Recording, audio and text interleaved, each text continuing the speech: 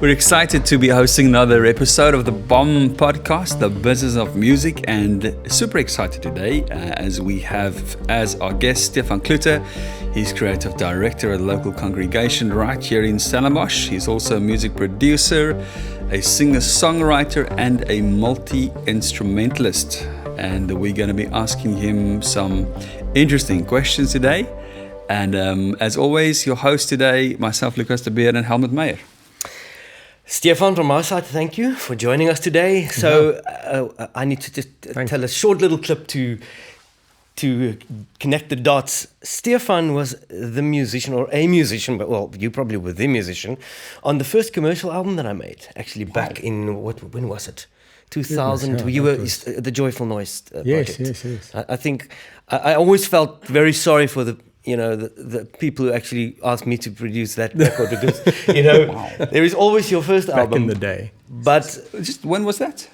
I'm trying to think now. 2001, 2. Wow. Yeah, around about there. Yeah, we're going on 2 decades. 20 years ago. Yeah, everything is in 20 years now when you talk. It's like we're at that and age. Birthdays are only in 10 years. Yes. Every 10 from here on. But anyway, so what I remember from that is I remember your exceptional musicality as a young boy. I mean, it was an absolute pleasure to work on that project. And now, so we dig straight into that. Tell us your story, how you got into music and into the business of music. Well, I was actually never formally trained in music, at school, but always been involved in it and always loved music. And I got my first little Yamaha keyboard when I was 6 or something like that. And before that, it was actually like one of those plastic red little, China jobbies, that. And I made everyone crazy at the crazy at the campsites, where we were staying at, So just always been making music. My grandmother actually played in a well-known kind of orchestra back in the day. A guy called Rudolf Nasser. So she was the Hawaiian guitarist, also when she was about 16, 17 years old. Actually inherited that guitar. Wow. And my granddad's guitar was always under the bed, So as a kid, I would kind of crawl in there and open the lid, and I think I broke the strings, and my dad snapped. I can't remember exactly what happened there, but I was always super intrigued, just with music, and I loved singing, and I was always in choirs, and picked up the guitar at 10. And that was it. That was the end of it, I was like, no looking back, no sports, no school, no nothing. Everything else was a non-event, It was guitar all the way. All right. Yeah. Incredible. So you are and you have been now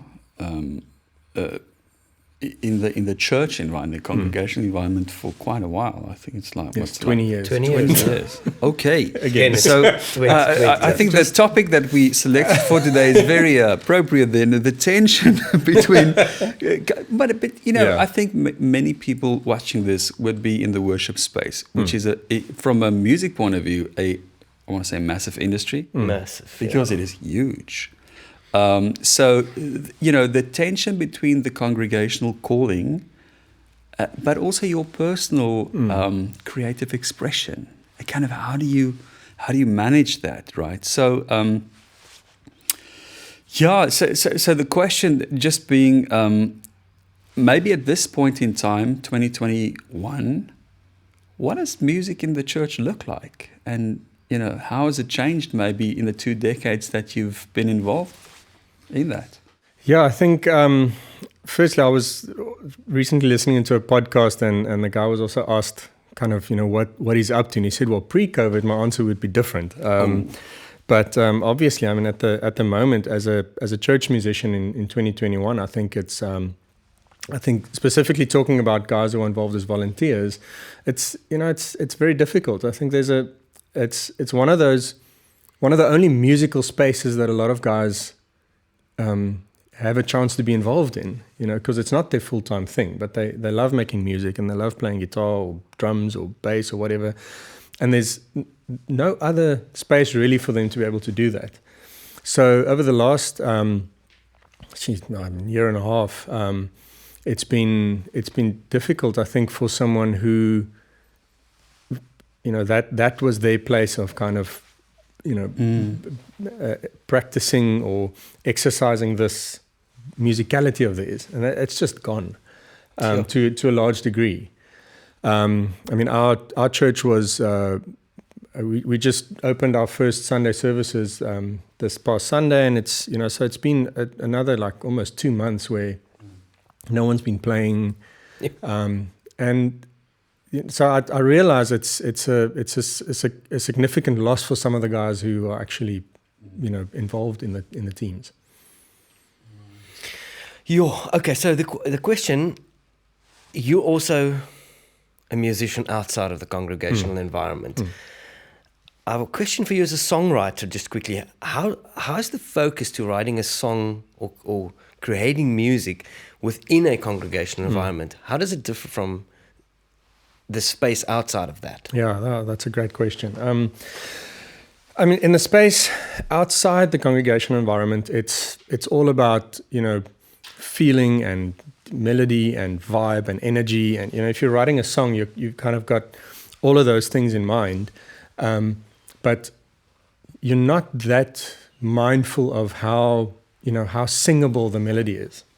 It's not that important. It's always nice to have a good anthem. Guys like Coldplay and U2, they know that, but it's not the main thing. Whereas if you're writing, especially for a congregational setting, the main focus is this singable within a congregation? Right. Will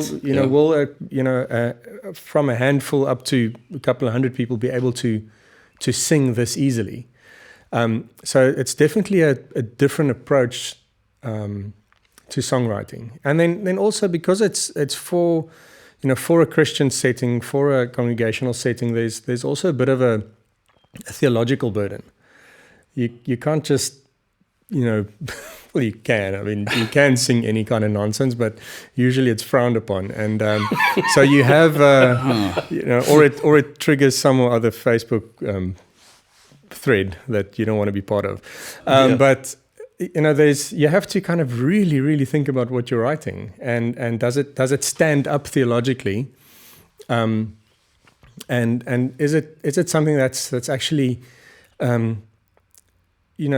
either teaching the congregation something worthwhile, or giving people the words that they need to be able to connect with each other and connect with God in that space. So I would say that's the main difference. Wow.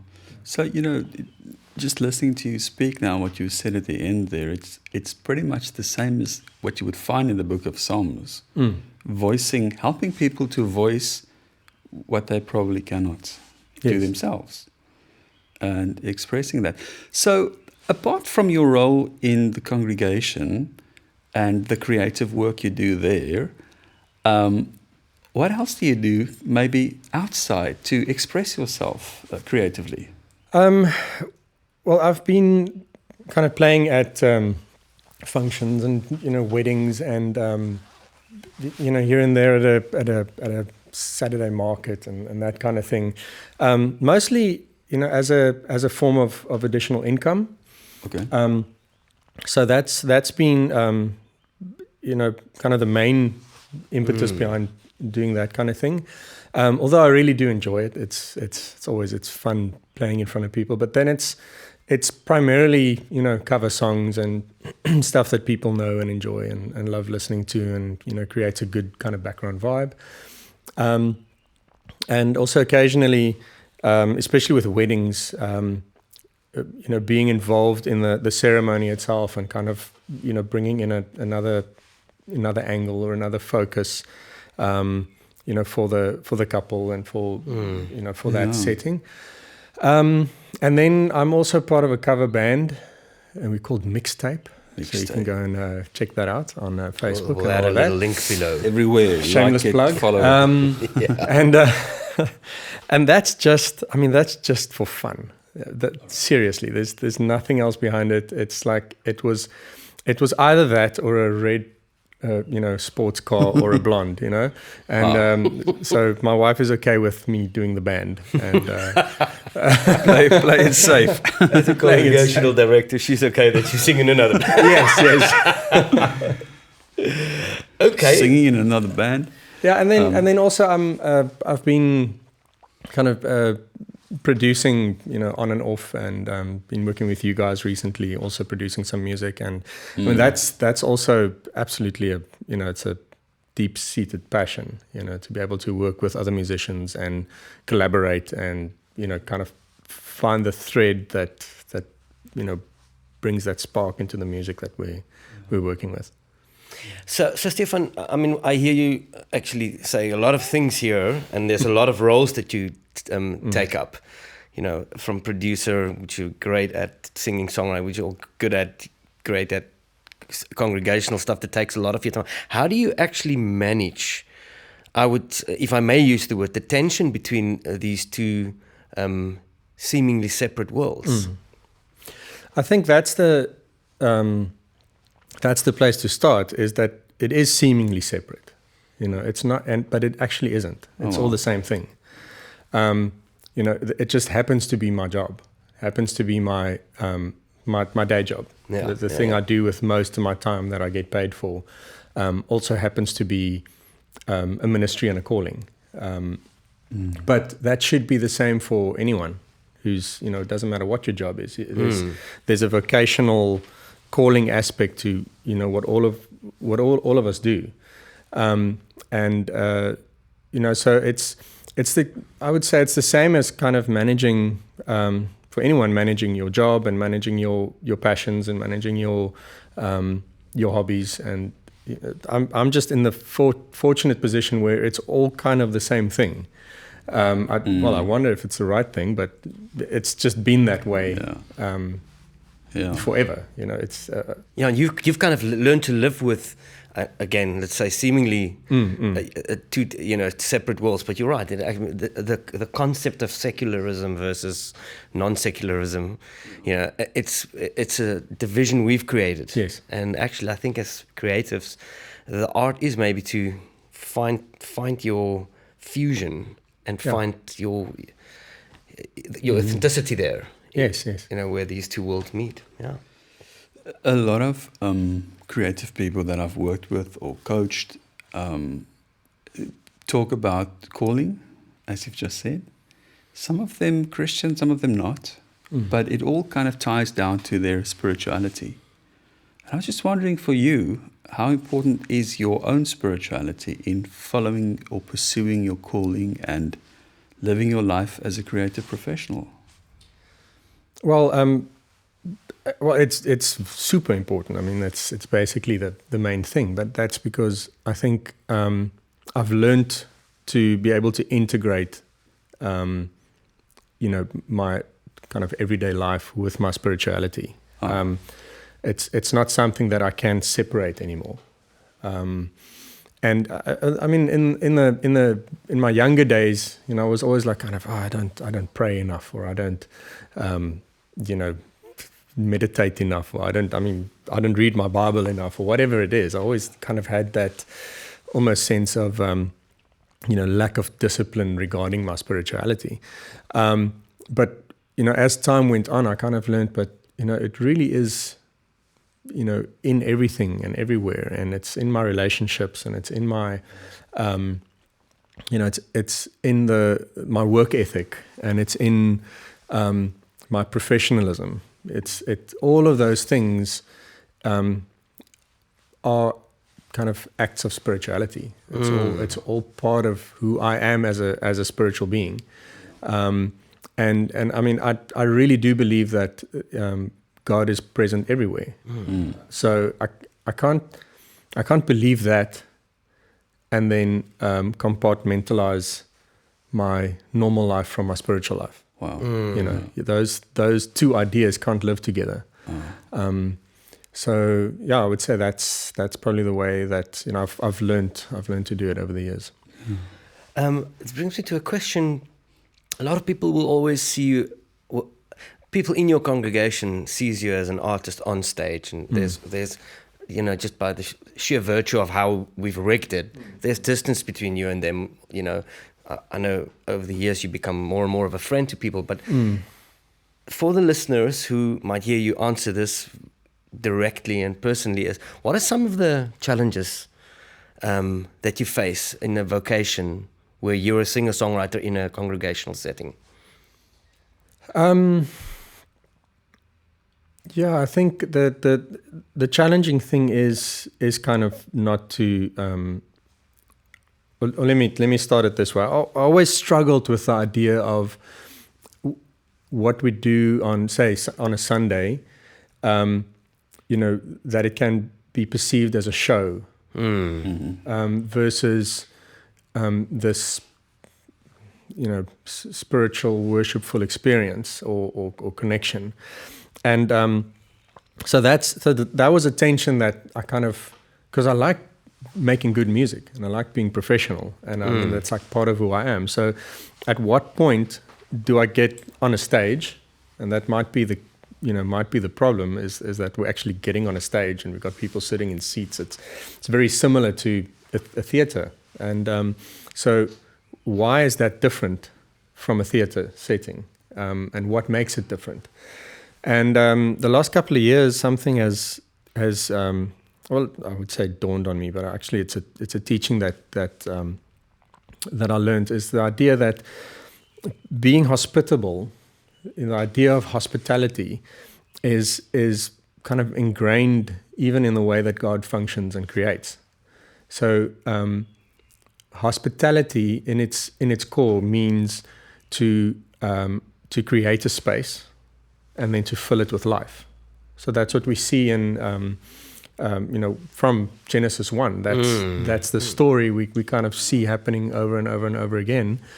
And us as especially creatives, we are co-creators in that story. So by creating the kind of space that's able to contain life, I'm being hospitable, I'm being a creator, or a co-creator with God. And that completely flipped the script for me. I'm no longer holding on to that tension as, is this too showy? Is this too theater-like? Is this too... No, I know what I'm doing here. I know why I'm doing it. And it's all about the motivation behind it. Yeah. So the challenge now is that not so much for me, but it's how to educate the congregants to also see that shift and that difference, because they're also co-creators. They're also a part of this atmosphere that we're putting there, and it's something that we're putting there together. And that's still quite a challenge, because I'm saturated with these ideas. It's what I do. It's my job. Whereas most people aren't, and understandably so. But I think that's part of my role, is to be able to kind of help bring people into that. Yeah. Wow. What I'm hearing is that there's a lot of authenticity in what you're saying, right? Just being yourself and embracing that. All right. So we talked about the challenges. I was just wondering, looking back over 2 decades as a worship leader / creative director, what really brings you joy, and maybe some highlights in that, that really energizes what you do? I think all the highlights have one thing in common, and that's the idea of collaboration. Every time that I've been able to collaborate either with a group or with an individual, whether it's writing songs or putting together a production, or I'm definitely one of those guys who I thrive on community and connection, and having people around me, and being able to co-create. It's starting even with the that very first Joyful Noise production that we did, and I think it was about 2 or 3 years later we did another production with Helmut for our congregation. I mean, that was all just like smorgasbord of different ideas and songs, and I mean it was like a bit of a train wreck, but it was amazing. It sounds like 2005. It was. That was 2005, and so always whatever, whether it was a Easter production or a Christmas production or just that act of kind of getting different input, and it in the end, like, okay, now this thing has to work. Like, we have to make this work. And I mean, I kind of like the tension of being in the moment, So I'm not that good at like working months in advance, It's like kind of, we'll get to it, And then at the end, it's like 2 or 3 weeks of but there's always some magic in that, and I really enjoy that. That's a fun part of the job. Yeah. Well, speaking of collaboration, Stephan and I just recently recorded a song. With the link will be below. Yeah, I wanted to ask you guys about that. Now, it's 20 years, right? Mm-hmm. And you've co-written a song. I think it was 2 years ago. Yeah, and actually, extremely sadly, this was the first time ever you and I wrote a song together. And I remember this was a retreat that we were both in, a songwriting retreat we were both invited to, and. As it went, the weekend went by and we never got a chance. And then you and I needed to do a bit of live sound there. Mm-hmm. And you had your guitar and we had 10 or 15 minutes spare. And it was like, we've not done anything this weekend. Yeah. Let's write a song. Yeah. But I just want to tell the listeners, so that the link of this song is going to be splashed everywhere. You have to listen to this song. Stop it. Okay, I'll stop it. Next No, it's really so good. I'm so excited for this song to be released. Yeah, so am I. And I think, talking about the sound that we get in worship music, this not only is that, but the musicality, and I think the whole energy that you bring to this song. Oh, wow, I'm excited about this. I hope you guys are too. I'm super excited. And I think this has really been a labor of love. We kind of have to birth it into existence. That whole weekend, both of us were kind of continually talking about this thing where we're constantly busy with other people's stuff, and that's got a lot to do with, I think, both our personalities. Yeah. It's just this, idea of, okay, but this needs to be done here and that needs to be done there, and this person needs me and that. I mean, it feeds the ego, so that's why we do it. But in the end, it's not necessarily the best thing to do. And I think that weekend, we just at a point we said, okay, now, we're going to do this now. And I think it was literally 10 minutes. Yeah. That obviously we fleshed it out a bit after that, but it was like kind of, we had 10 minutes and we were like, we're going to write a song. Yeah. And we did it. We did it, and then I almost said old Rick Moser, but Rick wouldn't mind. But then Rick got on board and helped us finish the bridge. What a legend. I was wondering why it was so good. No. Yeah. Rick Moser was on board. Kind of just elevated it to the next level. Thanks, Rick. He just fixed our theology. I'm sure he did. Stephan, so great speaking with you today. I think the audience listening in on this or watching this podcast, many of them would or will be worship leaders in congregations, passionate people, creative directors. Anything maybe that you would want to share, maybe something from your life, just maybe in short, a nugget of wisdom or something to leave the audience with?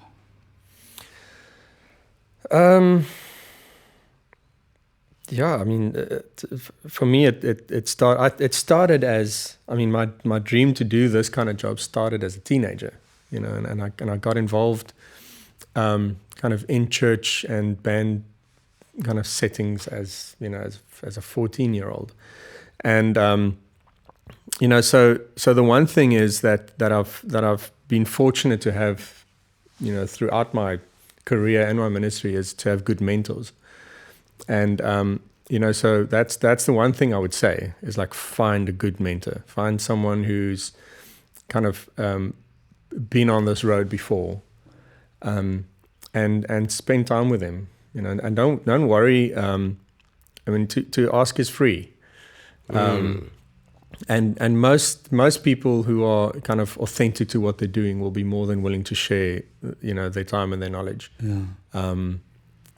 So yeah, I would say that's probably the main thing is always, go and find a good mentor. Love that. Profound. Wow.